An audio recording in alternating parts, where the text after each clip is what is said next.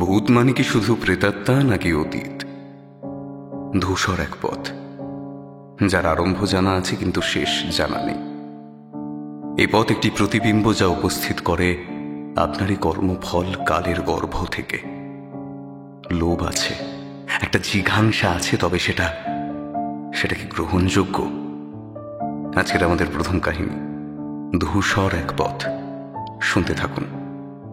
শুনছিলেন সংবাদ মিত্রের কলমে আজকের প্রথম কাহিনী ধূসর এক পথে।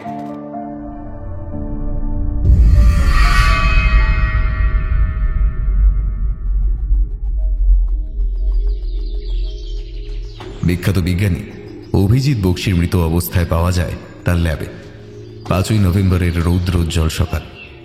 তিনি ছিলেন তারই তৈরি ব্রহ্মরূপী এক যন্ত্রের মধ্যে, চোখে বিস্ফারিত আর মুখ হা করা। পুলিশের ডাক্তার দেখে বললেন প্রচণ্ড শখে তার হৃদযন্ত্র ক্রিয়া বন্ধ করে দিয়েছে, আর এটা ঘটেছে অন্তত 2 দিন আগে। জিজ্ঞাসাবাদে উঠে এলো এক অদ্ভুত তথ্য। বিজ্ঞানীর চাকর রতন, বয়স 40, নেশা বলতে বিড়ি। তাই সে যখন পুলিশকে জানালো যে তার বাবু আগের দিন রাতেও ডিনার করেছেন, তখন তদন্তকারী পুলিশ বেশ অবাক হলেন। তিনি আগেই খোঁজ নিয়ে রেখেছিলেন যে চাকরটা নেশা ভাঙ করে না।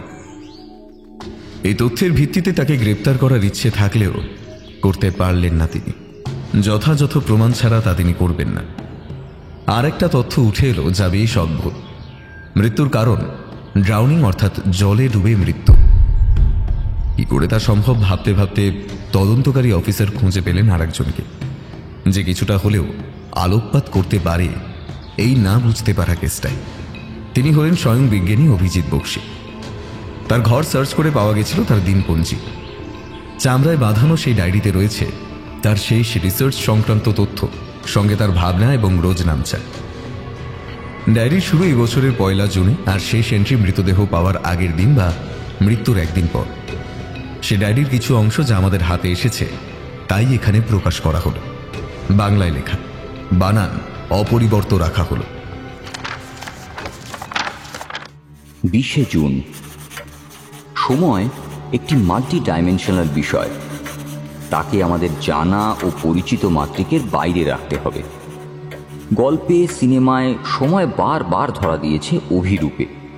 তুমড়ে মুচড়ে কতই না গল্প রচিত হয়েছে আর হচ্ছে বছরের পর বছর ধরে। আমার নিজস্ব মতে সময় চলমান দিন বা জীবনধারার একটা ইউনিট। দূরত্বের যেমন মিটার, মাইল আছে, ওজনের গ্রাম, আউন্স আছে, সেই রকম দিনধারার আছে সময়ের ইউনিট, অর্থাৎ ঘন্টা, মিনিট, সেকেন্ড। এইগুলোর মাপযন্ত্র হলো ঘড়ি। বহু যুগ আগে ছিল সূর্য ঘড়ি, অর্থাৎ সানডায়াল। এরপর বিবর্তন হতে হতে এখন ডিজিটাল ঘড়ি। সময় নিঃশব্দে পদচারণা করে, তার কোনো পদশব্দ নেই। তাও তাকে দেওয়া হয়েছিল একটা শব্দ, তার অস্তিত্ব জানান দেওয়ার জন্য। এখনকার ডিজিটাল ঘড়ি সেই সম্মানই তাকে দিচ্ছে।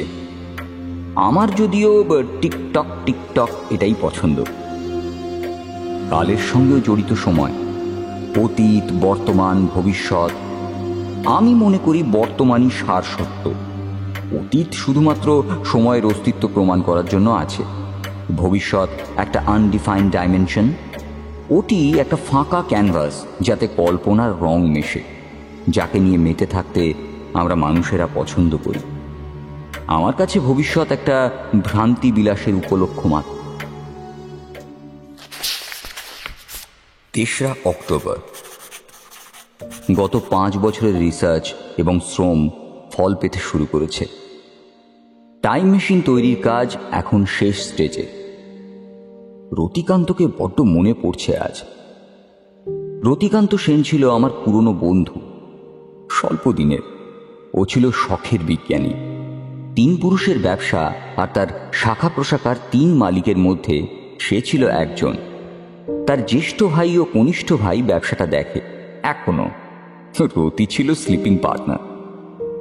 ওর সঙ্গে আলাপ হয় তাও প্রায় 6-7 বছর আগে, এক বিজ্ঞান সম্মেলনে সুইজারল্যান্ডে।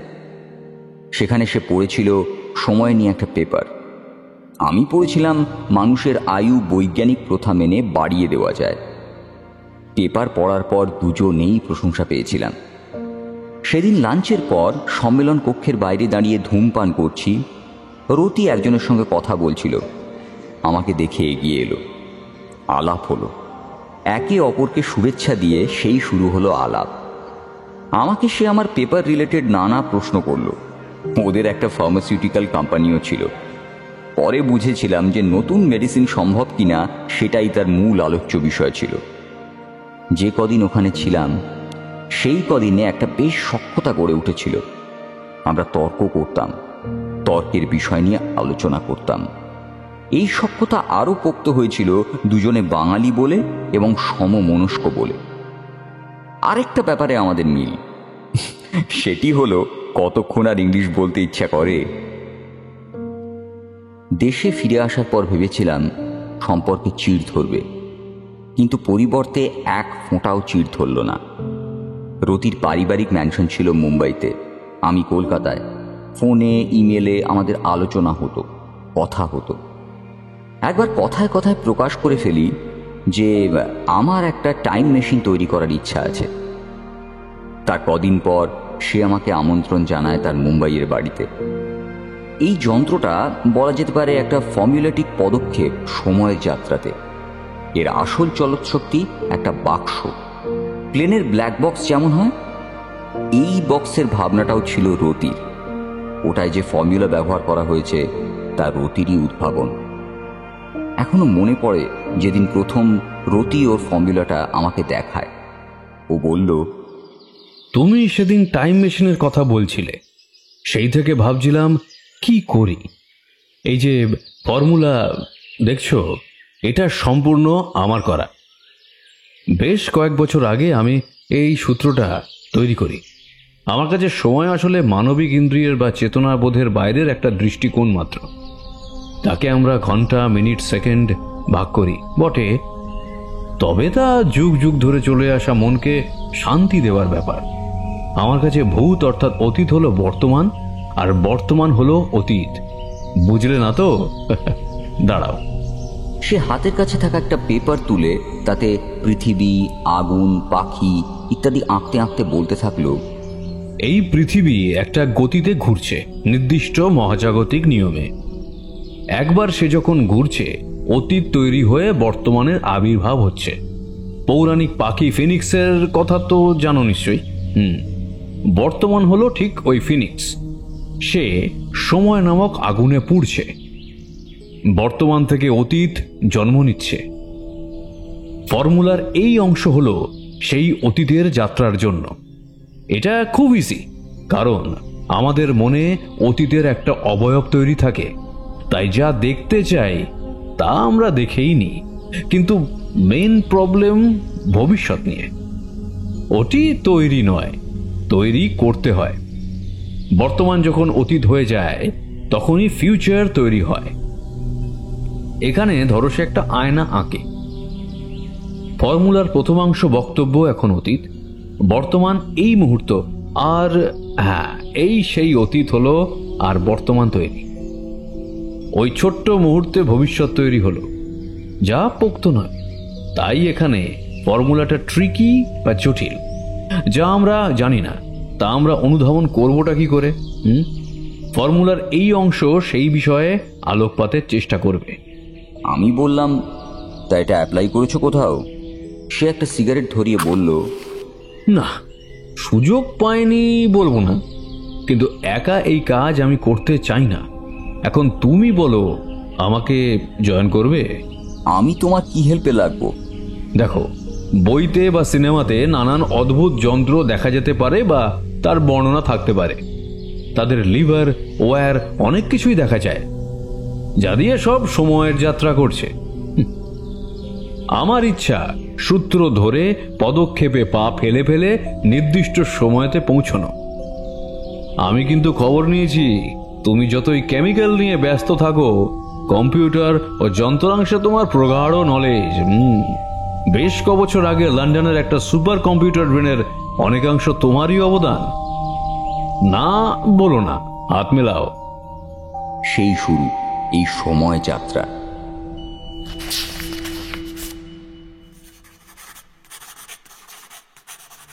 12ই অক্টোবর, ব্রুহাম তৈরি।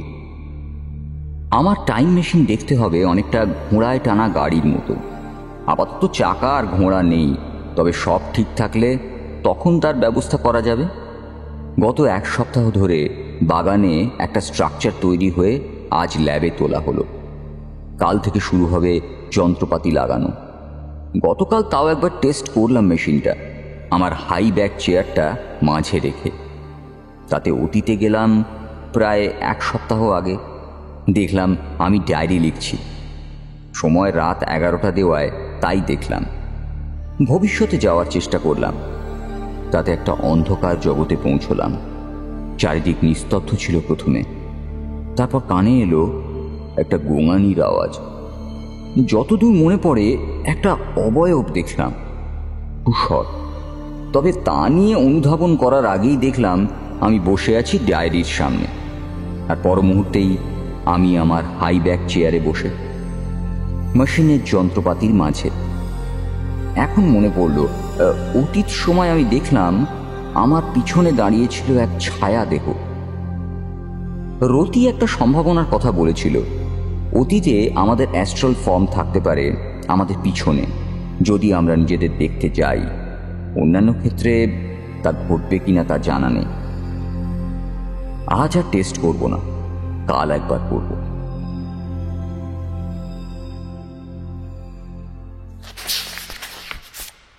চোদ্দই অক্টোবর, 2 দিন লেগে গেল সব সেট আপ করে ঠিক করতে।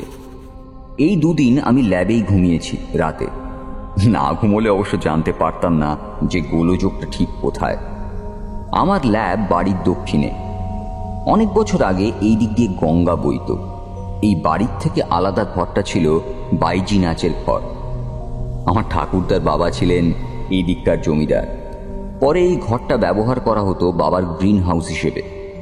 তিনি বড় বড় জানলাগুলো জায়গায় লাগিয়েছিলেন কাঁচ, বেলজিয়াম থেকে আমদানি করে।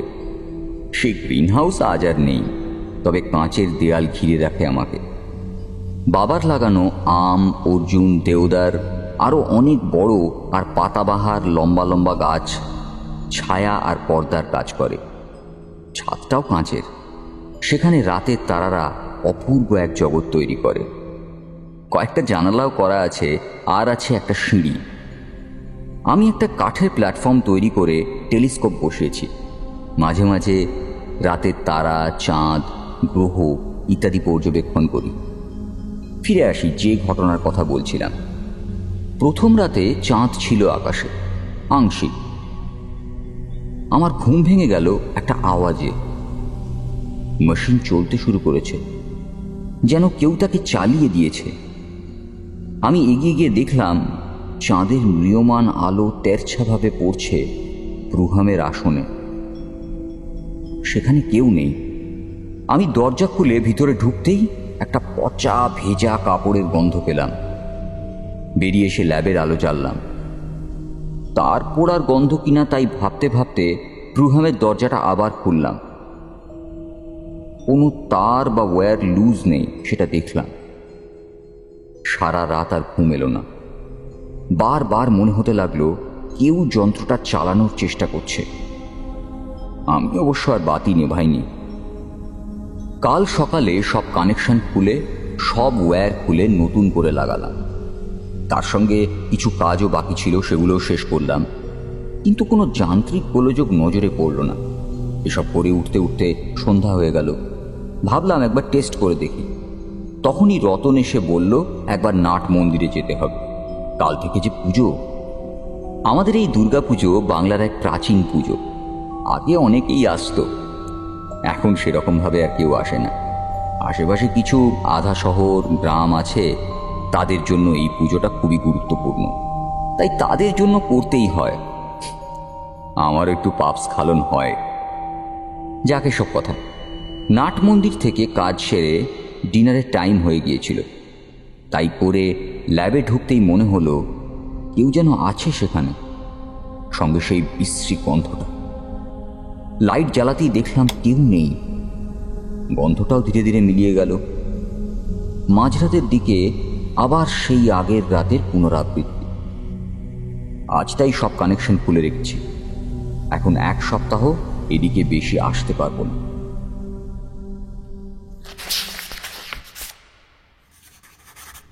19 অক্টোবর। রতিকান্ত কি ফিরে এসেছে? মনে হয় তাই। সে তার পাওনা গন্ডা বুঝতে আসেনি, সে এসেছে প্রতিশোধ স্পৃহা নিয়ে। আমি জানি সে এখন আমার পিছনে দাঁড়িয়ে। এই ভিজে গন্ধ তারই আভাস। কদিন ধরে যেই মেশিন চলেছে তার প্রমাণ আমি পেয়েছি। সব কানেকশন খুলে রেখে গিয়েও তাকে আমি আটকাতে পারিনি। প্রথম যেদিন মেশিনটা টেস্ট করেছিলাম তখন সে উপস্থিত হয়। রতি সতর্ক করেছিল এরকম কিছু ঘটনা ঘটলেও ঘটতে পারে, কারণ ভূত মানে যেমন অতীত, সেরকম ভূত মানে ছায়া জগৎ, যার খবর আমরা রাখতে চাই না। এই মেশিন একটা দরজার মতো কাজ করতে পারে সেই অন্ধকার জগতের। প্রথম দিন ভবিষ্যতে যেতে গিয়ে আমি কি সেই দরজা খুলে দিয়েছি? 25 অক্টোবর। লন্ডন যাওয়ার নিমন্ত্রণটা গ্রহণ করলাম। গত কদিন ধরে ল্যাবে আর যাইনি, এড়িয়ে চলেছি। বেশিরভাগ সময়টাই আমি কাটিয়েছি স্টাডিতে। আমার স্টাডির একটা বিশেষ জায়গা থেকে ল্যাবটা দেখা যায়। সেখানে দাঁড়িয়ে গত কদিন ধরে লক্ষ্য করলাম যে কে বা কারা যেন হেঁটে বেড়াচ্ছে সেখানে। মাঝে মাঝে বিদ্যুতের চমকও দেখতে পেলাম। মেশিন চালানোর ক্ষমতা এরা রাখে, যদিও বা আমি সব কানেকশন খুলে দিয়েই এসেছি। রতনও বলেছিল রাতে কারা যেন বাগানে করিডোরে ঘুরে বেড়ায়। সে রীতিমতো ভয় পেয়ে আছে। পরশুদিন লন্ডন যাচ্ছি এক কনভেনশনে, 1 সপ্তাহের জন্য। ফিরে এসে ব্যবস্থা করব এর একটা। 26 অক্টোবর। ধ্বংস করে দেবো মেশিনটাকে।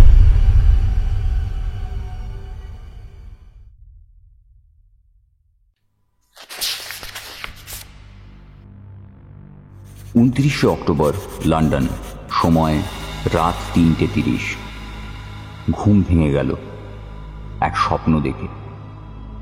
যদিও একে স্বপ্ন বলা যায় কি, অবচেতন মনে যা সাপ্রেসড মেমরি হয়েছিল আজ তার মূর্ত রূপ প্রত্যক্ষ করলাম। এখন এখানে বৃষ্টি পড়ছে। সেই দিনও এইরকম বৃষ্টি পড়ছিল নাসিকে, রতিকান্ত ফার্ম হাউসে। ওখানে আমরা কাজ করছিলাম গ্রুহামের। ওয়েদার ভালো থাকার জন্য আমরা সন্ধেবেলা নিজেদের কাজ বন্ধ রেখে বসেছিলাম হুইস্কির বোতল নিয়ে। আমরা মানে আমি আর রতিকান্ত। আজ স্পষ্ট মনে পড়ে না ঠিক কী নিয়ে কথা হয়েছিল বা আলোচনা হয়েছিল। এক সময় তা উত্তপ্ত হয়ে ওঠে, আমাকে বাধ্য করে ঘর ছেড়ে বেরিয়ে যেতে। ঘরে ফিরে ঠিক করি সেখানে আমি আর থাকবো না, পরের দিনই কলকাতায় ফিরব। ব্যাগ গুছিয়ে নিয়ে আমি একটা সিগারেট ধরিয়ে ঘরের জানালায় গিয়ে দাঁড়াই। বৃষ্টিটা তখন আবার শুরু হয়েছে। নিচে একটা পুল, আর নজরে পড়ল তাতে ভাসছে রতিকান্ত। আমি ভাবলাম নেশার ঘোরে সে হয়তো সুইমিং করতে গেছে। সন্দেহটা হলো যখন দেখলাম সে আর নড়ছে না, স্থির হয়ে জলে সে ভাসছে। আমি সিগারেটটা ফেলে ছুটে গেলাম নিচে পুলের কাছে। ততক্ষণে বুঝে গেছি হি ইজ ডেড। আমি ছুটে আবার বাড়ির ভিতর গেলাম। গন্তব্য রতির স্টাডি। তার সেফের কম্বিনেশন লক আমার জানা ছিল। টাইম মেশিন সংক্রান্ত যা সমস্ত ডকুমেন্ট ছিল তা সব বার করলাম। তারপর তা নিয়ে এলাম আমার ঘরে। সুটকেসের একদম নিচে সেগুলোকে চালান করে আমি দৌড়লাম পুলের দিকে। সেখানে দাঁড়িয়ে জোরে চিৎকার করে ডাকলাম ওর চাকরের নাম। সে তখন রান্নাঘরে ডিনার রেডি করছিল। তাকে আসতে দেখে আমি জলে ঝাঁপ দিলাম। তারপর দুজনে ধরাধরি করে পুলের ধারে শুইয়ে দিলাম রতিকান্ত সেনের প্রাণহীন দেহ। পুলিশ এসেছিল, আমাকে প্রাইম সাসপেক্ট বানিয়েছিল। চাকরের বয়ানে তারা শুনেছিল যে চাকর যখন তার মালিকের ডিনারের কথা বলতে যায় তখন আমি ঘরে ছিলাম না। সে তার আগে শুনেছিল আমাদের তত্ত্ববাদানুবাদ। আরেকটা জিনিস আমার বিরুদ্ধে গিয়েছিল, তা হলো খোলা সেফ। আমি আমার বয়ানে বলেছিলাম যে দুই বন্ধুর মধ্যে তর্ক হতেই পারে, আর তার অবশ্যম্ভাবী কারণ যদি দুজনে বিজ্ঞানী হয়। ঘরে অনুপস্থিতির কারণ হিসেবে আমি বলি যে আমি সিগারেট আনতে চাই নিজের ঘরে, আর তখন জানালা দিয়ে দেখি রতিকান্তকে জলে পড়ে যেতে। খোলা সেফের কারণ হিসেবে আমি বলি রতিকান্তর ভুলো মনকে, যা ওর চাকরও মেনে নেয়।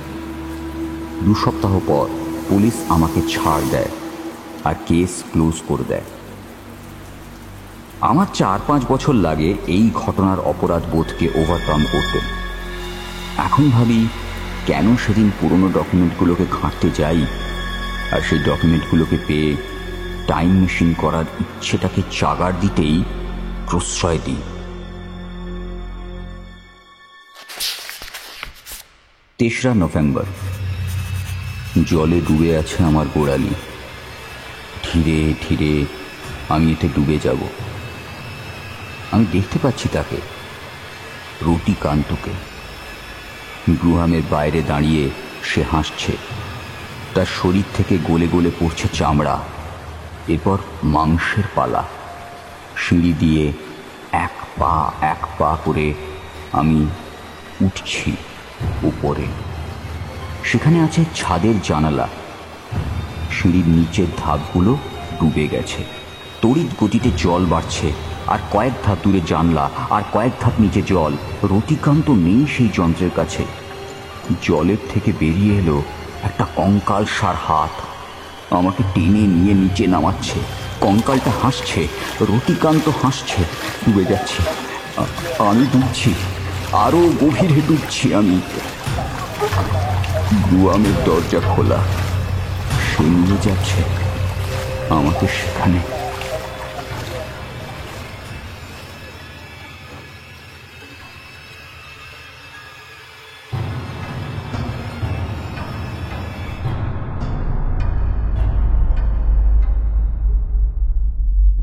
শুরু হচ্ছে তারই লেখা দ্বিতীয় কাহিনী, ডাক।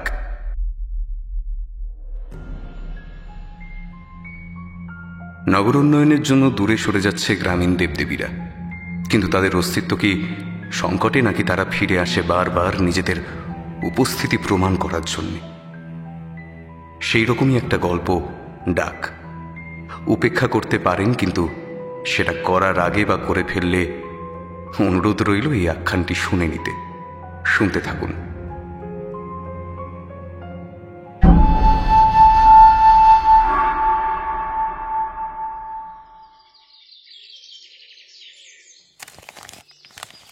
আজ সকালের 4র্থ পৃষ্ঠার এক কোণে স্থান পাওয়া একটা অবহেলিত সংবাদ স্মৃতির ঝাঁপি খুলে বসল। বাঁকুড়ার কেশবপুরে গত 1 সপ্তাহে বেশ কিছু শিশুর মৃত্যু হয়েছে। শিশুদের বয়স 6 মাস থেকে 1.5 কি 2 বছর। সিমটম হিসেবে আছে অরুচি, ফিরে ফিরে আসা জ্বর আর ঝিমিয়ে থাকা। যেসব বাচ্চারা মাতৃদুগ্ধ পান করে তারা সেসব বন্ধ করে দিয়েছিল। এক কথায় বলতে গেলে অনাহারের সাথে যুক্ত হয়েছে অজানা এই এক জ্বর। গ্রাম্য স্বাস্থ্যকেন্দ্র তো পারেনি নির্ণয় করতে, সদর হাসপাতালও পারেনি রোগটা কি বা কোন কারণে এটা হচ্ছে। আমি জানি অল্প একটু খবর নিলে জানা যাবে মৃত বাচ্চারা শেষ কয়েকদিন অদ্ভুত রঙের মলমূত্র ত্যাগ করেছে। সাহেব, এসবই পেতনির রোষ। শান্ত না করলে এরকম ভাবেই আরো কোল উজাড় হবে, দেখে নেবেন। অন্যমনস্ক হয়ে পড়েছিলাম। কাগজটা ওই পৃষ্ঠায় করে রাখা ছিল। আশেপাশে আর কেউই নেই। এই শহর অতীতের, বর্তমানের নয়। ঘষা ঘষা কণ্ঠস্বরের অধিকারীর তখন হাসি ছুঁই ছুঁই। তখনই, অর্থাৎ আজ থেকে প্রায় 2 দশক বা তারও অধিক পূর্বের কাল থেকে এই শটটি ভেসে এসেছে। লোকটির নাম ছিল নৃসিংহ সর্দার। উত্তরবঙ্গের গ্রাম সাতক্রোশ গ্রামে তার প্র্যাকটিস ছিল। কবিরাজি আর হোমিওপ্যাথিক করে তার দিন গুজরত। অবশ্য আমার সঙ্গে তার যখন আলাপ হয় তখন তার সেই পাঠ আর নেই। লোকে গাছগাছটা স্পিরিট দেওয়া বড়ি ও গুঁড়োর থেকে মুখ ঘুরিয়ে তখন অ্যালোপ্যাথির দিকে ঝুঁকে পড়েছে। সাতক্রোশে জগদম্বা মেডিকেল হল তখন রমরমা ব্যবসা, সাথে তরুণ ডাক্তার অমর বক্সির উত্থান।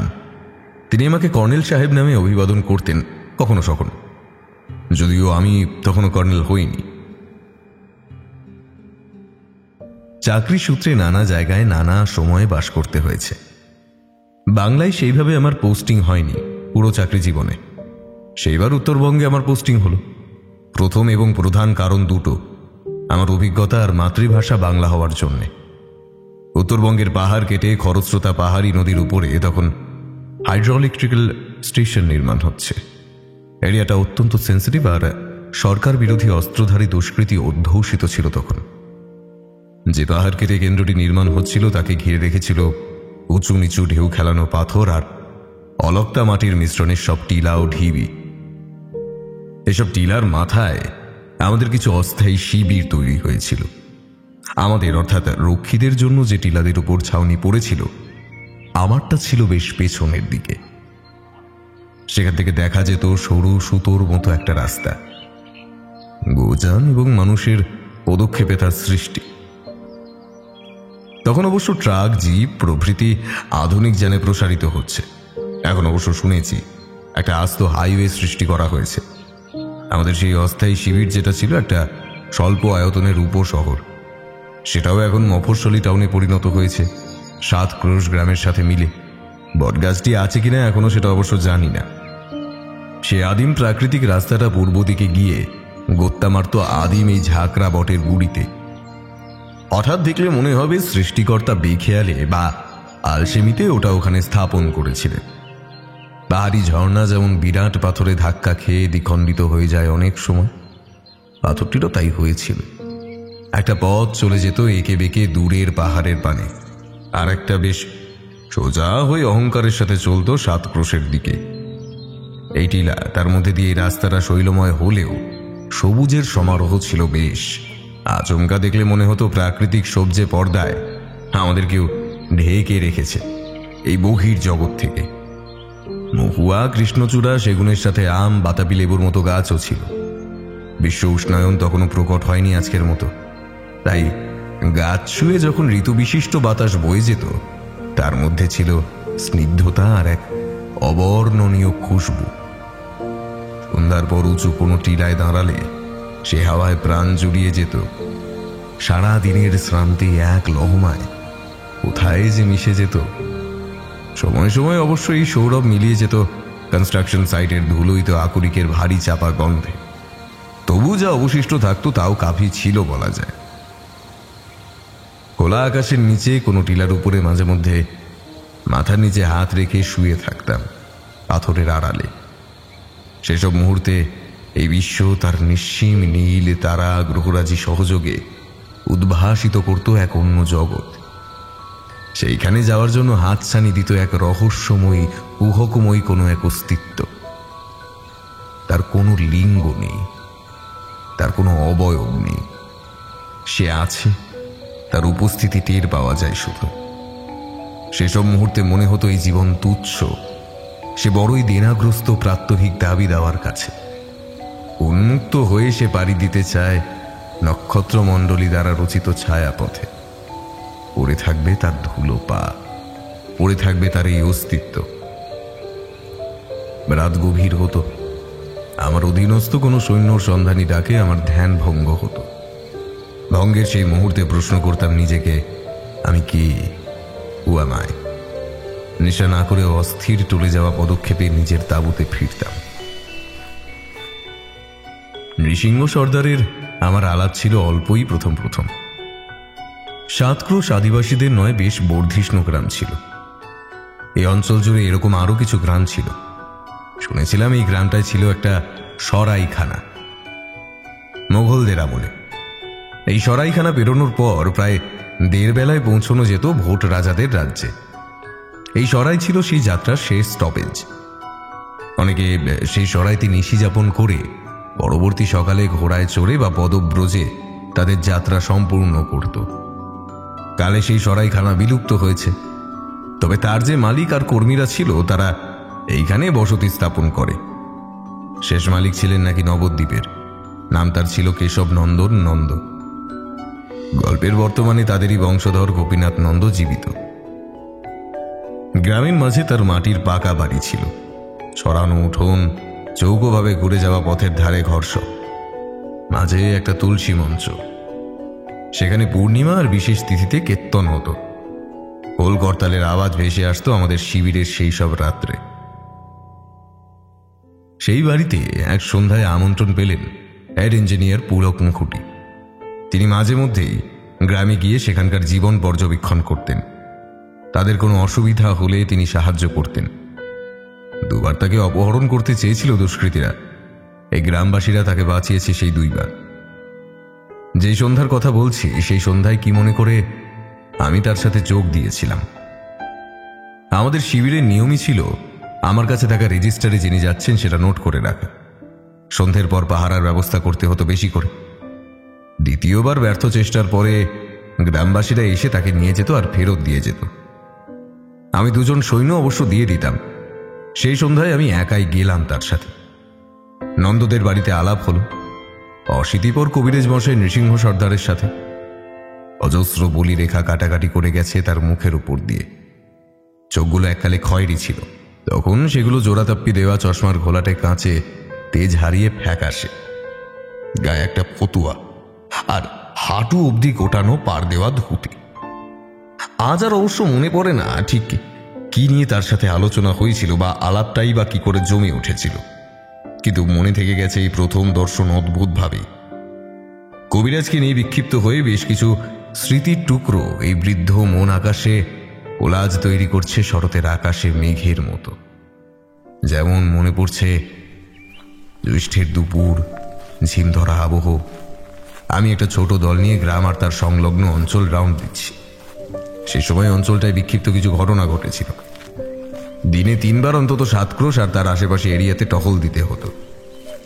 স্কুলের দোতলা পাকা বাড়িটার কাছে দাঁড়িয়ে আমরা তখন একটু জিরিয়ে নিচ্ছি একটা ঝাঁকড়া গাছের নিচে। গ্রাম্য অপরাহ্ন যারা অনুভব করেছে তারা জানে এসব দুপুরের মাহাত্ম্য। দেখেছে যারা, তারা অনুভবও করতে পারবে না। চূড়া স্রোত এক অবর্ণনীয় অনুভূতির। রাস্তায় লালচে ধুলো পাক খেয়ে খেয়ে উড়ে যাচ্ছে, কাকপক্ষীরা ঝিমোচ্ছে। ডাকার ক্ষমতাও তাদের নেই। স্কুল থেকে ভেসে আসছে বিদ্যারত পরিবেশের গুনগুন ফিসফিসানি। এইসব ছাড়িয়ে ছড়িয়ে আছে এক চুপ কথার নিস্তব্ধতা। সেটার গভীরটা ডুব দেওয়ার সঠিক সময় সেটা নয়, তবু কিছুর একটা আহ্বান আছে তার মধ্যে। প্রকৃতি যেমন উদার, তেমনি সময় বিশেষে নির্দয় হয়ে উঠতে পারে। আমরা মানুষরা যতই ভাবি প্রকৃতিকে আমরা নিয়ন্ত্রণ করতে পারি, আদতে সেই আমাদের নিয়ন্ত্রণ করে। দেবতা ভগবানে আমার বিশ্বাস নেই, তার পরিবর্তে এই যে নাম না জানা অনুভূতি সম্পন্ন অস্তিত্ব, তাতে আমার অল্প হলেও বিশ্বাস আছে। নানাবিধ চিন্তা করছিলাম এরকমই সব। অদূরেই রাস্তার বাঁকে শান্তি হয়ে দাঁড়িয়ে আছে সেই আদিম ঝাঁকড়া বটগাছটা। দুপুরের গরম গরম বাতাসে তার পাতাগুলো মনে হলো তীর তীর করে কেঁপে উঠছে। সে গাছের পেছনে উন্মুক্ত আকাশের রং অল্প হলেও ফ্যাকাশে। রামদয়াল বলল বৃষ্টি নামবে আজ বিকেলে স্যার। আমি মাথা নেড়ে তাকে সম্মতি দিলাম। তারপর আমাদের লোকদের ওঠার অর্ডার দেব যখন, কবিরাজ নৃসিংহ সর্দার আমাদের সামনে সাইকেল থেকে নামলেন। প্রতি নমস্কারের পরে মেঘটা দেখাতে বললেন, বৃষ্টি ভালো জোরে নামবে বলে মনে হচ্ছে। আমি কিচ্ছু বললাম না। এনারা গ্রামের মানুষ, প্রকৃতি দেখার দৃষ্টিকোণ আলাদা এদের। আমাদের শহরে মন বা মস্তিষ্ক এসব অনুধাবন করার ক্ষমতা রাখে না।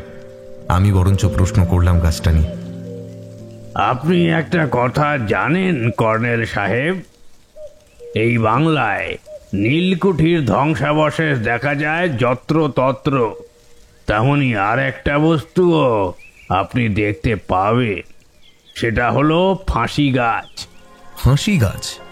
নবাবের আমল থেকে ইংরেজ আমলে বহমান এই গাছ আর তার বিচিত্র সব গল্প বা কাহিনী। যখনই রাজার হুকুমের তামিল হয়নি, তখনই এই সব গাছের ডালে দড়ি ঝুলিয়ে ফাঁসি দেওয়া হতো বেয়াদব প্রজাদের। এদের মোটা শক্ত ডালগুলোয় সেই সব হতভাগ্যদের দেহ ঝুলত, হাওয়ায় দুলত। আমার নিজের বংশে অনেক পুরুষ আগে এরকম একজন আছেন। অবশ্য এই গাঁয়ে প্রায় সবারই এরকম ইতিহাস আছে। কতটা সত্য সেই ইতিহাস তা আমি জানি না, তবে আমরা অবিশ্বাসও করি না। ওই গাছটার অখ্যাতি আছে শুনেছি, সত্যি কি? নৃসিংহ সর্দার গাছটা নিয়ে দেখে বললেন, সত্যি আবার মিথ্যে। আসলে রাতে ওই গাছটা ঘিরে একটা মায়ার বলয় তৈরি হয়। সেটা কিছুটা আমাদের মধ্যে বসে যাওয়া বিশ্বাসের জন্য, আর কিছুটা ওই অজানার পারের হেতু। আমি বেশ অবাক হয়ে তাকালাম ভদ্রলোকের দিকে। ওনাকে জ্ঞানী মনেই হয়, কিন্তু এতটাও সে ব্যাপারে অবগত হলাম সেদিন। গ্রামের অন্য কেউ হলে ভূতের বা কোনো হাস্যকর কুসংস্কারের গল্প ফেঁদে বসত, রসিয়ে কষিয়ে পরিবেশন করত। তবে এই গ্রাম্য অল্পশিক্ষিত ডাক্তার সে পথে গেলেন না। বিজ্ঞানের মানুষ ওনাকে বলা যায় না পুরোপুরি, তাই এই ভূত আর বাস্তবের মাঝের সরু রেখাতে দোলায়মান তার এই বিশ্বাস আমাকে শুধু আপ্লুত করলো, শুধু তাই নয়, বিস্মিতও করল। সেদিন সন্ধ্যা অনেক আগেই নেমেছিল। গোধূলি বেলা থেকে প্রায় রাত 10টা অবধি নানান বেগে বৃষ্টি হয়েছিল। শেষে ধরলেও আকাশ অন্ধকার হয়েছিল, সাথে দিচ্ছিল ঝোড়ো হাওয়া সশব্দে। আরো কিছুকাল কাটলো সেখানে।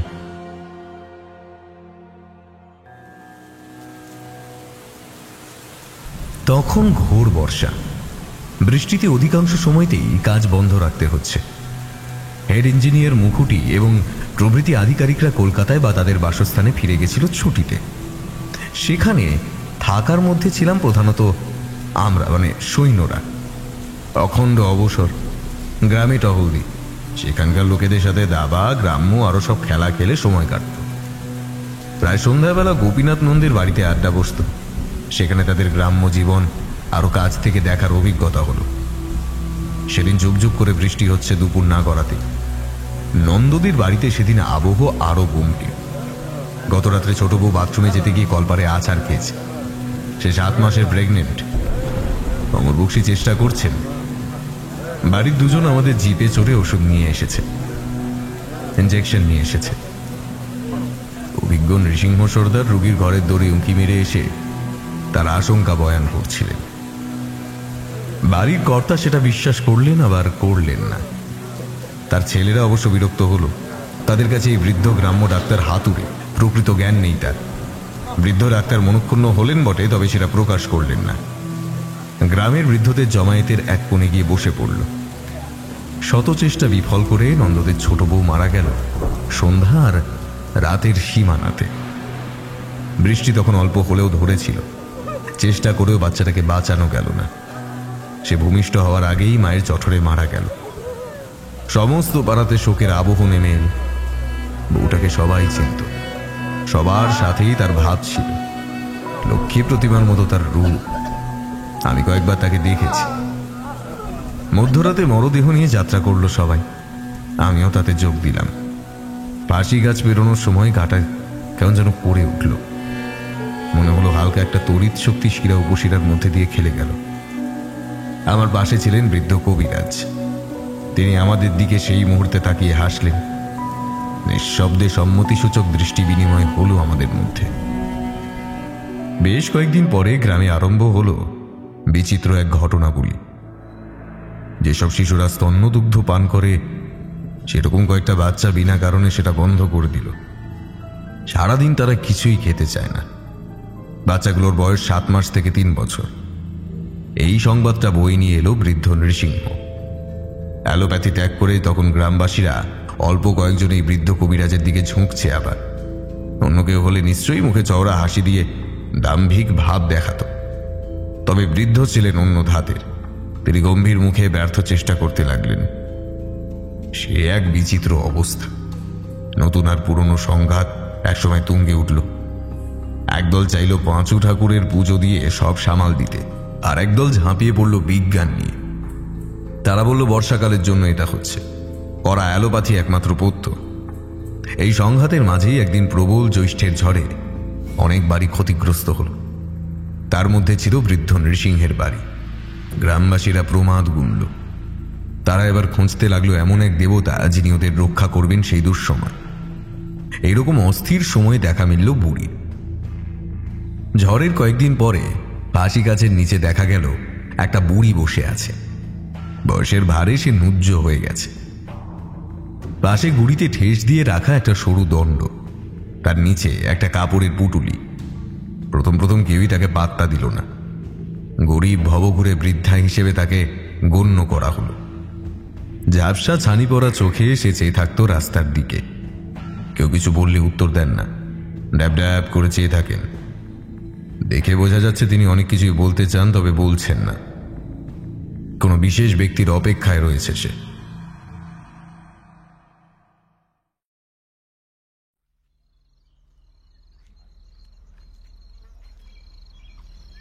তখন সন্ধ্যা নামছে। আমি আর নৃসিংহ সর্দার টিলার উপর বসে আছি। সেদিন বৃষ্টি হয়নি সেরকম। মেঘে ভারী হয়ে আছে শ্রাবণের আকাশ। সামনে আমাদের রাখা একটা হ্যারিকেন। নৃসিংহ সর্দার হ্যারিকেনের শিখার দিকে তাকিয়ে বললেন, কমান্ডার সাহেব, আপনি পেতনির কথা শুনেছেন? পিতনি? না না না, পেতনি। পোয়াতি মেয়ে মানুষের অপঘাতে যখন মৃত্যু হয় তখন সে পেতনি হয়ে যায়। সাহেব, এই সবই পেতনির রোষ। শান্ত না করলে এরকম ভাবেই আরো কোল উজাড় হবে, দেখে নেবেন। আমি তাকালাম ওনার দিকে। সন্ধ্যার ফিকে আলোয় মোটা চশমায় তাঁবুর হ্যারিকেনের আলোতে হলদে যমজ পূর্ণচন্দ্র স্থাপিত হয়েছে। বুঝলাম তিনি একটা কাহিনী বলার জন্য প্রস্তুত হচ্ছেন। অল্প বিরতির পর তিনি আরম্ভ করলেন, এখন যা বলবো সেসব সত্যতা যাচাই করা হয়নি, তবে সত্যি ধরে নিতে পারে। সেদিনের ঝড়ে আমার বাড়িটা ক্ষতিগ্রস্ত হয়েছে, দেখেছেন তো? পুরনো গোয়াল ঘরের ছাদ ভেঙে পড়েছে। সেই নিয়ে আমার অবশ্য কোনো খেদ নেই। সেখানে একটা চোরা তাক ছিল, সেটা জানা ছিল না আমার। সেই তাক থেকে উদ্ধার হয়েছে একটা শালুতে মোড়া পুঁথি। লিখেছিলেন আমার ঠাকুরদা জনার্দন সর্দার। ওনার দিনপঞ্জি বলা যায় সেখানাকে। সেইখানেই এই পেতনির কথা উল্লিখিত আছে। অবশ্য অবশিষ্ট যা আছে সেটা নায়ের সমান। তাও সেইটাই অনেক বলা যায়। ওই বুড়ি, না দাঁড়ান, একে একে বলি। নন্দদের ইতিহাস তো জানেন। এখানে এক সরাইখানায় মালিক ছিল ওরা। এখান থেকে 3 মাইল গেলে একটা অদ্ভুত ধরনের ঢিবি দেখেছেন নিশ্চয়ই। সেইটাই ওই প্রাচীন সরাইয়ের ধ্বংসস্তূপ। আমার জন্ম এই গ্রামে নয়, বরঞ্চ আরো পূর্বে একটা গ্রামে। বাবা ছিলেন কবিরাজ আর কথাকার। তিনি সেই কয়েকজনের মধ্যে যারা এই নন্দদের পারিবারিক এক বিস্তৃত কলঙ্কের কাহিনী জানতেন। পারিবারিক কিচ্ছাও বলতে পারেন। সিপাহী বিদ্রোহ তখন শেষের দিকে। এই গাঁয়ে একদিন এসে উপস্থিত হলো একটা রাজবংশী লোক আর তার স্ত্রী। মহিলাটা 5, মতান্তরে 7 মাসের পোয়াতি ছিল। নন্দদের তখন বড় কর্তা ছিলেন গঙ্গাধর নন্দ। তিনি ওদের বাড়িতে আশ্রয় দিলেন। 3 দিনের দিন গ্রামে এলো একদল ইংরেজ সৈন্য। তারা পুরুষটাকে মারল, সাথে তার পোয়াতি বউকে। জনশ্রুতি অনুযায়ী গঙ্গাধর নন্দ মূল চক্রী। আর জানা গেল পুরুষটি ইংরেজ সেনাদলেই ছিল, কিন্তু মত বদলে সে দল বদলায় আর নিজের ইংরেজ সঙ্গীদের খুন করে সে ফেরারি হয়েছিল। সেই ঘটনার প্রায় 3 সপ্তাহ পরে নন্দদের বাড়িতে একটা বাচ্চা মারা যায়। 1-1.5 সপ্তাহ ভোগার পরে। আমার ঠাকুরদার তখন ওই অঞ্চলে বেশ ভালোই নাম ডাক ছিল। তিনি অনেক চেষ্টা করেও সেই বাচ্চাটাকে বাঁচাতে পারলেন না। তিনি পুঁথিতে লিপিবদ্ধ করেছেন এই রোগের সম্বন্ধে তার পর্যবেক্ষণ, সম্ভাব্য ঔষধ তৈরির পদ্ধতি, আরও কত কি। সেখান থেকে জানা যায় সেই বাচ্চার কিছুই খাওয়ার ইচ্ছা ছিল না শেষ কয়েকদিন। তার মলমূত্র বিচিত্র সব রঙের হতো। ঘুমিয়ে ঘুমিয়ে সে হাসত খালি, কিন্তু কান্নার শব্দ শোনা যেত না। এরপরে গ্রামে মড়ক লাগলো যেন। প্রতি সপ্তাহে 2 থেকে 3টে করে বাচ্চা, যাদের বয়স ওই 1.5 থেকে 2 বৎসর, মারা যেতে লাগলো। পুঁথিতে সবিস্তারে সেই সব লেখা আছে। হ্যাঁ, সব ক্ষেত্রেই একই উপসর্গ। শত চেষ্টায় যখন ব্যাপারটা প্রশমিত করা গেল না, তখন গাঁয়ের লোকেরা পুজো আচ্চা আরম্ভ করল, নারায়ণ থেকে পঞ্চানন, কিন্তু কোনো লাভ হলো না। এমনই এক সময় ফাঁসি গাছের নিচে দেখা মিলল এক বৃদ্ধার। পক্ককেশ তাঁর, উঠছে শ্রাবণের হাওয়ায়। পরনে তাঁর মলিন পট্টবস্ত্র, চোখে সে দেখতে পেত না ঠিক করে, ছানি পড়ে সে প্রায় অন্ধ। তার স্বর ছিল কর্কশ।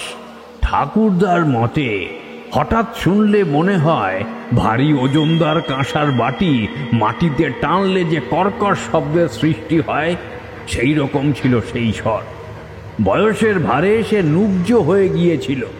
হাতে ছিল একটা লম্বা সরু যষ্ঠির মতো লাঠি। সাথে সে নিয়ে এসেছিল একটা ছিট কাপড়ের ঝোলা। প্রথম প্রথম লোকে তাকে অবহেলা করত। আমার ঠাকুরদা প্রথম ছিলেন মনে হয় যিনি ওনার সাথে আলাপ করেন। এই কথা সেই কথার পরে সেই বৃদ্ধা জানতে চাইল গ্রামের জমিদার কে। আমাদের এই গ্রামে জমিদার ছিল না, কিন্তু জমিদারের মতো না হলেও নন্দরা বেশ সমৃদ্ধশালী ছিল এই গাঁয়ে। গঙ্গাধর এগিয়ে এলেন, তাই ঠাকুরদার অনুরোধে। বাপু, যে পাপ তুই করলি সেটা নিধান কে দেবে রে? লোক বড়ই বালাই বল রে বেটা। গঙ্গাধর অবাক হয়ে বুড়ির দিকে তাকিয়ে থাকলো। সেই বুড়ি তখন মুচকি হেসে বলল, তোদের গ্রামে যে পেতনি বাসা গেড়েছে, বুঝলি রে? পোয়াতি মাকে মারা গেলে পেতনি হয়। তোর রিপুর জন্য তার প্রাণ গেছে। যে বীজ উন্মুক্ত হয়ে উঠেছিল সেটা অকালেই মারা গেছে। গঙ্গাধর দাম্ভিক মানুষ ছিলেন। তিনি বুড়িকে হুমকি দিলেন, পরের প্রভাতের মধ্যে যদি সে এই গ্রাম ত্যাগ করে না যায়, তাহলে তাকে ঘাড় ধাক্কা দিয়ে তাড়াবে, তার লেঠেল দিয়ে। বৃদ্ধা হাসলেন। পরের দিন তিনি চলে গেলেন। গ্রামবাসীরা প্রথমে বুড়ির কথা বিশ্বাস করেন স্বাভাবিকভাবেই, কিন্তু আরো কিছু বাচ্চা মরে গেল এরপর। নন্দদের বাড়িতেই 2টো বাচ্চা ছিল তাদের মধ্যে। এবার অবিশ্বাসের বিশ্বাস টাল খেলো অল্প হলেও। ধীরে ধীরে সেই বুড়ির কথা সবাই বিশ্বাস করতে শুরু করলো। এর মধ্যেই আচমকা ঘুমের মধ্যে গঙ্গাধর নন্দ মারা গেলেন। তার ছেলে উমাকান্ত বাবার মতো দাম্ভিক ছিলেন না ঠিকই, তবে ধর্মভীরু ছিলেন অবশ্যই। অনেক অনুসন্ধানের পরে সেই বৃদ্ধার খোঁজ মিলল এখান থেকে 5 মাইল দূরের গ্রামে শ্মশান। তিনি এসে নন্দদের তুলসী তলায় বসে বললেন, চালুনি পুজো করতে হবে। 2 মুঠো আতপ চাল, গুড়, চিড়ে আর কলা। মন্ত্র নেই, ঘিয়ের প্রদীপ জ্বালিয়ে মাকে সন্তানকে কোলে নিয়ে প্রার্থনা করতে হবে। তারপর সেই চালুনি কষ্ট পাওয়া বাচ্চাটার বাড়ির দাওয়ার গাছে ঝুলিয়ে রাখতে হবে 1 সপ্তাহ। বৃদ্ধার কথা শুনে সব ব্যবস্থা হলো। ধীরে ধীরে সব স্বাভাবিকও হলো, কিন্তু নন্দদের উপরে একটা সাপ লেগেই থাকলো। বিশেষ কোনো এক তিথিতে বাড়ির কোনো বউ যদি পোয়াতি থাকে, তার মৃত্যু ঠেকানো যায় না। সে পেতনি হয়ে গ্রামে গ্রামে ঘুরে বেড়ায়। তার জন্য পুজোটা করা দরকার পড়ে। একটা না বলে বৃদ্ধ নৃসিংহ সর্দার থামল। দূরে ঈশান কোণে বিদ্যুতের ঝিলিক দেখা গেল। ভেজা সমীর বয়ে গেল। মেঘে গুরুগম্ভীর ডাক শোনা গেল অস্পষ্ট। আমি প্রশ্ন করলাম, আপনার কি মনে হচ্ছে পেতনি হামলা করেছে এবারে? জানি না সাহেব, সেই ঘটনার পরে আজ থেকে 50 বা 60 বছর আগে একবার এরকম হয়েছিল। তবে নন্দদের বাড়ির বউ সেটা ছিল না। অবশ্য জানা যায় নন্দদের কোনো এক ছেলের সাথে সেই মেয়েটার সম্পর্ক ছিল। সেবার সেই তিথির যোগ ছিল। গ্রামের তখনকার পুরুত বলেছিলেন এ কথা। আমার তখন ওই 9 কি 10 বৎসর বয়স। আপনার ঠাকুরদার ঘটনাটা অন্তত 150 বছর আগের। এই বুড়ি যদি সেই বুড়ি হয় তাহলে না না না, এইটাই বা কি করে সম্ভব? 150 বছরের উপরে প্রায় 200 বছর ধরে একটা মহিলা বেঁচে আছেন। সম্ভব আর অসম্ভবের মাঝেই তো কত কির বাস। হ্যাঁ কর্নেল সাহেব, কত কির বাস।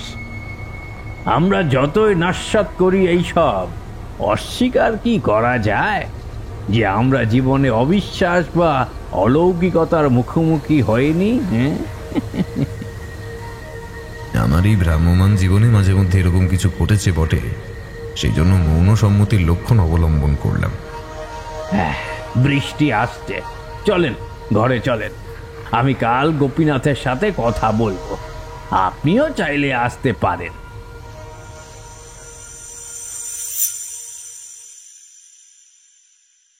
গোপীনাথ বাইরে যতটাই শক্ত দেখান, অন্তরে তিনি ছিলেন এক দুর্বল মনস্ক ধর্মভীরু মানুষ। পুঁথি নিয়ে যখন তার সাথে আলোচনা করা হলো, তিনি রাজি হলেন এক কথাতে। আমরা দুজন বেশ অবাক হলাম তার এই ব্যবহারে। পরে জেনেছিলাম গোপীনাথ অবগত ছিল ইতিহাসের ব্যাপারে। অজ্ঞাত কোনো কারণে তিনি এগিয়ে যেতে ভরসা পাচ্ছিলেন না। এই গ্রামের একধারে একটা ছোট্ট পুকুর, তার পারে একটা ঝাঁকড়া পুরনো আম গাছ ছিল। তার পাতাবাহার আশেপাশের অন্যান্য গাছেদের সাথে মিলে পুকুর পাড়ে নিবিড় শান্তির নীড় রচনা করেছে। এই আম গাছের নিচে আছে বেদি একটা। কোনো এককালে সেখানে পুজো হতো, তবে কোন দেবীর সেটা কেউই মনে করতে পারল না। এখন অবশ্য জানা গেল পেতনির থান সেখানে। গোপীনাথ যখন বৃদ্ধার সামনে গিয়ে দাঁড়ালো, বুড়িটা ফোকলা হাসল। মনে পড়েছে তাহলে? এবার বল, কি ব্যবস্থা করেছিস? গোপীনাথ মাথা নত করে হাত জুড়ে বলল, ব্যবস্থা আপনি যা বলবেন তাই হবে। বেশ বেশ, পেতনির ডাক আমি কাল শুনেছি, তাই তোর বৌমাকে নিয়ে গেছে। পেতনির ধান পুকুর পাড়ে নষ্ট হয়েছে। শেষবার বলে গেছিলাম যত্ন করতে, ওটাকে ঠিক কর। এই গ্রামের মূর্তি কে গড়ে এখন? হ্যাঁ, গোপীনাথ নন্দের সাথে আরো কয়েকজন গ্রামবাসী গেছিল, তাদের মধ্যে হারান পটুয়াও ছিল। সে এগিয়ে আসলো। শোন, কালকের মধ্যে একটা মূর্তি গড়বি। ঠোঁটে তার হাসি অমঙ্গলের, চোখে তার তীব্রতা, গাত্র তার টকটকে নীল, পরনে নীল বসনা বাহন নেই, সঙ্গী নেই। ওকে বাড়িতে ডাকে তোরে মাঝরাতে মাঝ দুপুরে। আনটা মাটি আর সুরকি দিয়ে নতুন করে করা হয়েছে। সেখানে অপদেবী পেতনির মূর্তি স্থাপন করা হয়েছে। বর্ষার মেঘলা দুপুরে ভিড় জমেছে একটা। বুড়ি গুনগুন করছে কোনো এক সুর আর নির্দিষ্ট মাপে সুতো কাটছে। যাদের বাড়ির শিশুরা আক্রান্ত হয়েছে তাদের বাড়ি থেকে নতুন বোনা চালু নিয়ে এসেছে। নন্দদের বড় আর মেজ বউ সেসব চালুনির উপর এক মুঠো আতপ চাল, সাথে সমপরিমাণ গুড় ও চিড়ে আর দুখানা কলা সাজাচ্ছে। সবই বুড়ির নির্দেশে। চালুনি সাজানো হলে বুড়ি বললে, এই বউগুলো এই পানে আয় থেকে। এই চালনী পুজোয় মন্ত্র নেই কোনো। সন্তানের মঙ্গল কামনা করে এই ডোরগুলো চালনির কোনায় গিট মেরে ঝুলিয়ে দেবে দাওয়ায়। 1 সপ্তাহ পরে এই ধানে মায়ের সামনে নদীতে নিরঞ্জন দেবে। নে নে, বেলা বয়ে যায়, তাড়াতাড়ি কর দেখি।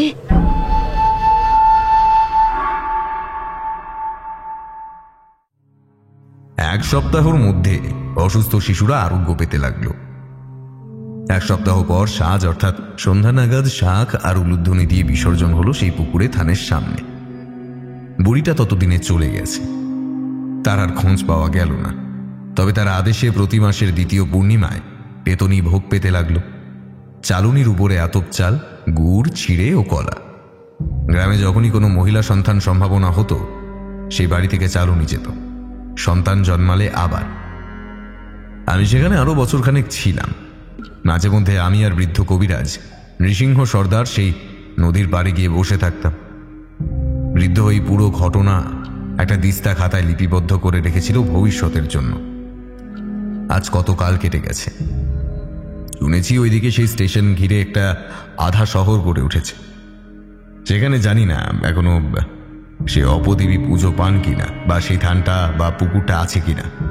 নৃসিংহ সর্দার নিশ্চয়ই আর ইহ জগতে নেই। নন্দদের প্রজন্ম পাল্টেছে।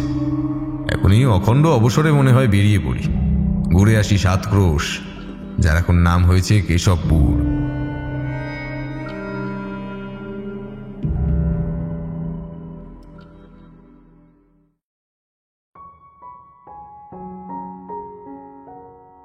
শুনছিলেন লেখক সংবাদ মিত্রের কলমে দুটি কাহিনী, ধূসর এক পথে এবং ডাক।